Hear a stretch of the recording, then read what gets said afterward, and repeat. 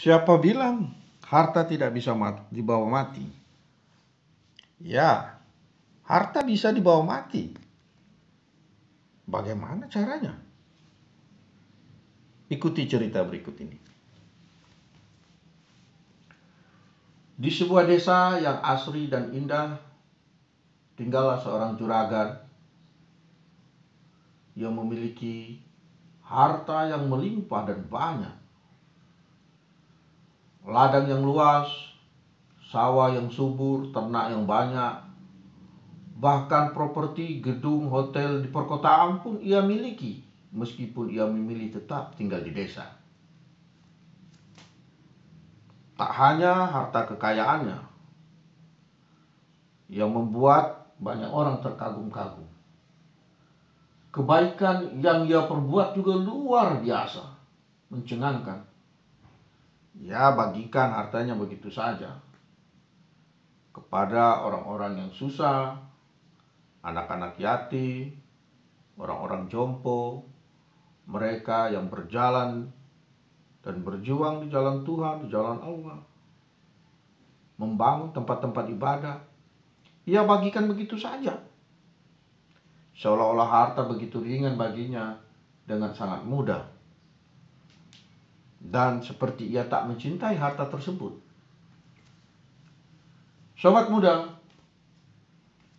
cerita kekayaan dan kebaikan sang juragan tersebar sampai ke kampung-kampung sebelah. Tak hanya di desa-desa tetangga, tetapi cerita tersebut sudah mulai sampai ke kota-kota, bahkan mulai masuk ke sekolah-sekolah bisnis, sekolah-sekolah calon pengusaha. Sayup-sayup cerita tersebut pun terdengar. Merasa penasaran, bahkan merasa aneh, para calon pengusaha, mahasiswa-mahasiswa tersebut bersepakat untuk mendatangi sang juragan dan menanyakan langsung perihal tentang kekayaan dan kedermawanan tersebut. Sehingga para siswa memutuskan berangkat ke desa tersebut dan bertemu dengan sang juragan. Tanpa tedeng teraling-aling, bahkan dengan tergesa-gesa, bersemangat mereka menanyakan, "Pak Juragan, kami mendengar, bahkan kami melihat Pak Juragan memiliki harta yang luar biasa banyaknya dan gemar membagi-bagikannya tanpa perhitungan. Bagaimana mungkin setelah dibagi-bagikan harta juragan malah bertambah-tambah? Kami penasaran, kenapa juragan membagi-bagikan harta tersebut seakan-akan sangat mudah meraihnya dan tidak mencintai sama sekali harta tersebut. Kami ingin berguru bagaimana cara tidak mencintai harta tersebut dan bagaimana cara supaya harta tersebut semakin bertambah-tambah." Sang juragan tersenyum dan sedikit bercanda ia menyampaikan, "Adik-adik sekalian calon pengusaha, kalau kalian ingin berguru bagaimana cara tidak mencintai harta dan bagaimana bertambah-tambah terus harta tersebut, sungguh kalian telah datang ke tempat yang salah." "Hah?" ujar sang mahasiswa tersebut dengan tercengang. "Kok ke tempat yang salah?"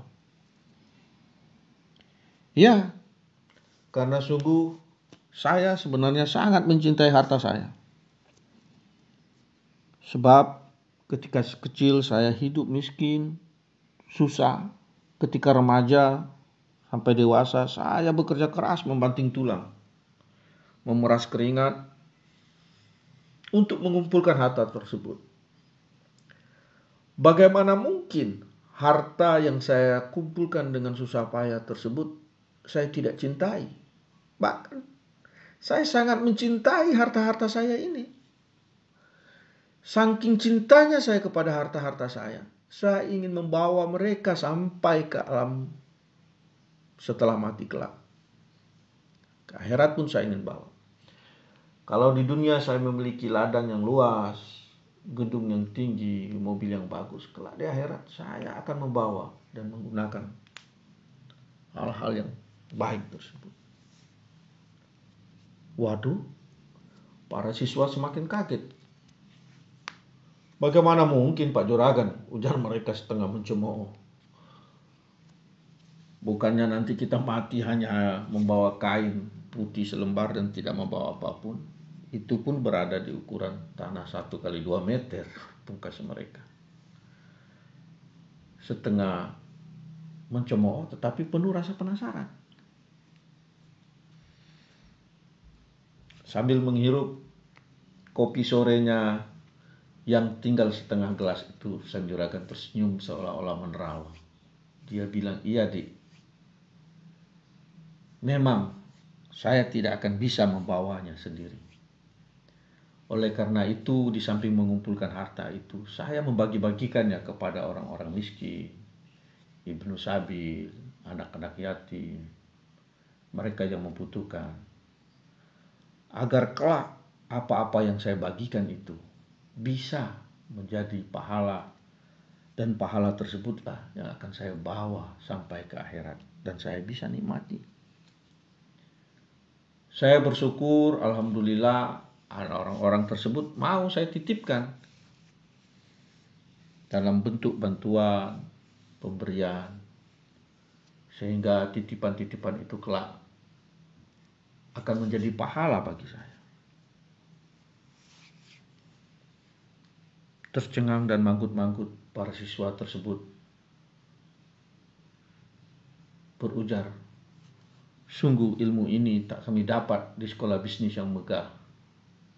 Cerita ini tak pernah kami dengar dari motivator hebat.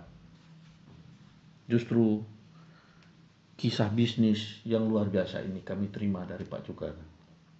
Terima kasih dan kami doakan semoga terus sehat." Oke, sobat muda, itu cerita pada hari ini. Semoga menginspirasi kita semua. Assalamualaikum warahmatullahi wabarakatuh.